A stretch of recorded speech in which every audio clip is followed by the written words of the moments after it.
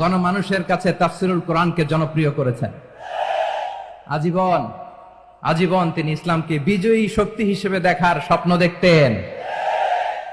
এত প্রাঞ্জল ভাষা, এত চমৎকার আধুনিক প্রেজেন্টেশন, গণমানুষের কাছে কোরআনের তাফসিরকে এভাবে জনপ্রিয় করে তোলার মতো ব্যক্তিত্ব আল্লামা সাঈদী ছাড়া দ্বিতীয় কেউ এই বাংলার ভূখণ্ডে নাই।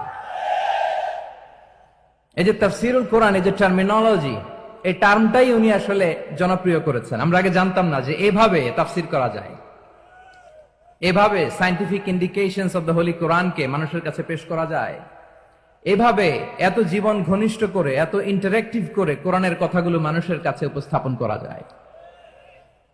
উনি অন্যায়ের বিরুদ্ধে সবসময় সোচ্চার ছিলেন, প্রতিবাদী কণ্ঠস্বর ছিলেন। ওনার আলোচনা শুনলে দেহের রক্ত টকবক করে ফুটতে থাকতো। আল্লাহু আকবার, আল্লাহু আকবার, আল্লাহু আকবার। He was a strong mouthpiece of Islamic revivalism. Islamic জাগরণের স্ট্রং মাউথপিস ছিলেন আল্লামা সাঈদী রাহিমাহুল্লাহ। অনেক দোয়া পেয়েছেন। আমরা পড়েছি, এমন জীবন তুমি করিবে গঠন, মরণে হাসিবে তুমি, কাঁদিবে ভুবন। গোটা বিশ্বকে তিনি কাঁদিয়েছেন। আল্লামা যখন ইন্তেকাল করলেন, আমি তখন মালয়েশিয়া থেকে যুক্তরাষ্ট্রে একটা কনফারেন্সে যোগ দিতে যাচ্ছি, কাতার এয়ারলাইন্সে। মালয়েশিয়া থেকে দোহাতে নামলাম। দোহায় যখন আমার ট্রানজিট, তখন শুনতে পেলাম যে আল্লামা বিদায় নিয়েছেন। সোশ্যাল মিডিয়ায় শুনে বিশ্বাস করতে পারলাম না। মুহূর্তের মধ্যেই মাসুদ সাঈদী ভাইকে মেসেজ করলাম, উনি কোনো উত্তর দিতে পারলেন না। মাসুদ ভাইয়ের সাথে যখন কোলাকুলি করি, আমাদের শামীম ভাইয়ের সাথে যখন কোলাকুলি করি, মনে হচ্ছে আল্লামা সাঈদীর ঘ্রাণ পাই। শরীরটা লিটারালি কাঁপছিল, নিজেকে মানাতে পারছিলাম না, বিশ্বাস করতে পারছিলাম যে আসলে আল্লামা বিদায় নিয়েছেন। ইন দ্য মিন টাইম আমার সেকেন্ড ফ্লাইট, দোহা টু নিউ ইয়র্ক, 12 ঘন্টার ফ্লাইটে উঠলাম। ইন্টারনেট থেকে বিচ্ছিন্ন হলাম। নামার পরে শুনলাম আল্লাহু আকবার, যেখানে ওনাকে কবরস্থ করার কথা ছিল সেখানেও কবর দিতে দেয়া হয় নাই।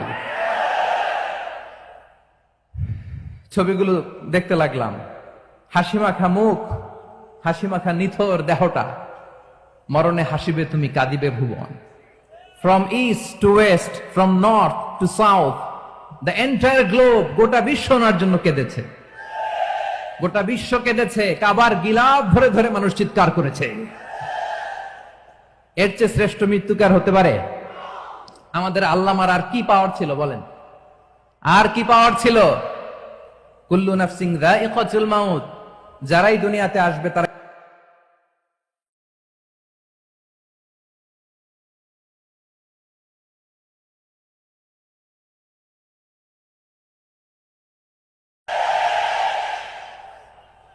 এটা যে পরিকল্পিত মেডিকেল কিলিং ছিল, এটা ধারণা করার পেছনে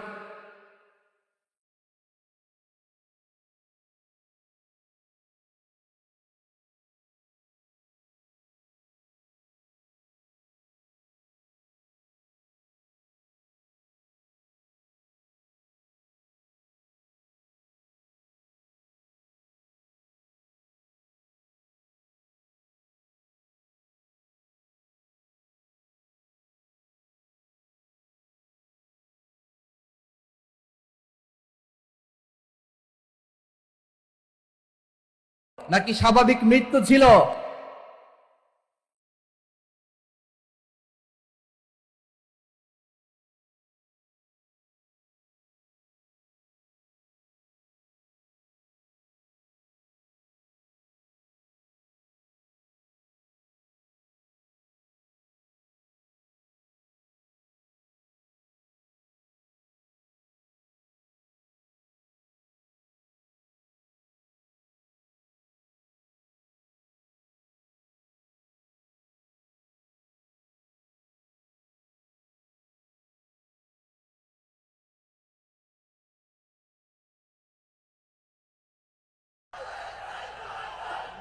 আমার প্রিয় ভাইয়েরা, প্রিয় চট্টলাবাসী, আল্লাহ তাআলা তার এই মুখলেস গোলামকে তার জান্নাতুল ফেরদাউসের মেহমান হিসেবে কবুল করুক।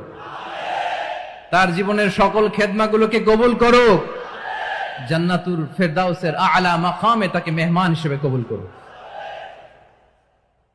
আল্লামা শহীদ দেলোয়ার হোসেন সাঈদ রাহিমাহুল্লাহ, উনি ছাড়াও এই ঐতিহাসিক ময়দানে কথা বলেছেন আল্লামা লুৎফুর রহমান রাহিমাহুল্লাহ।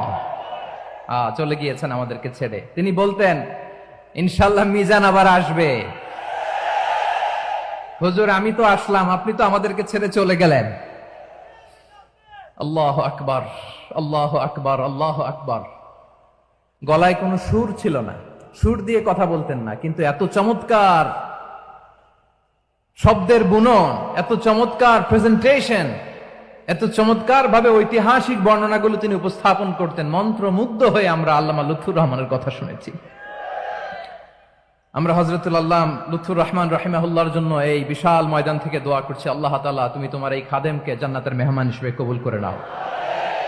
আরো অনেক আল্লামারা এখানে কথা বলেছেন, বিশেষ করে বাইতুল শরফের মরহুম পীর সাহেব হুজুর থেকে শুরু করে আরো যারা যারা তারকাতুল্য ওলামায়ে কেরাম এই চট্টগ্রামের ময়দানে কথা বলেছেন, আলো ছড়িয়েছেন।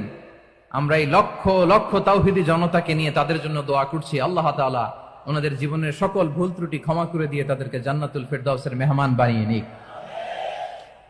আমরা এই ঐতিহাসিক প্যারেড ময়দানের প্রোগ্রাম থেকে স্মরণ করতে চাই 24-এর ছাত্র নাগরিক অভ্যুত্থানে আমার যে সমস্ত ছাত্র নাগরিক ভাইয়েরা দেহের তাজা রক্ত বিলি দিয়ে নতুন বাংলাদেশ আমাদেরকে উপহার দিয়েছে।